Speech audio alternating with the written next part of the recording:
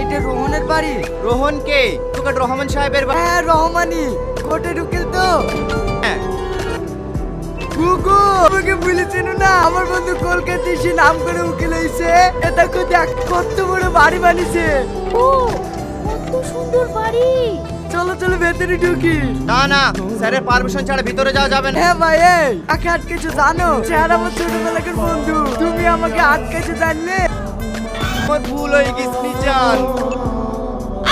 রোহন, কেমন আছো বন্ধু? আরে ছাড় ছাড়। আর বলিস নি বন্ধু, দেখার লেগে আমার জানটা চিড়িবিড়ি করছিল। তো আমার বিলে যেতে পারিস নি, আইদের ভাবি গেলি বেড়াতে চলে আসলো। সোহেল গিয়ে বাইরের ঘরে বসা, আমি মিটিংটা সেরে আসি। এতে তুই কাতলা মাছ খেতে ভালোবাসিস বলে আমাদের পুকুরের সব থেকে বড় মাছটা নিয়ে এসছি। আমি ভাবিকে দেখি রান্না করুক, তুই একটু তাড়াতাড়ি আসিস।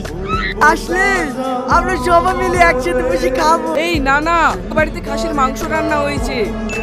আর তাছাড়া তোর ভাবি মাছ খায় না, মাছটা তুই বাড়ি নিয়ে যাস।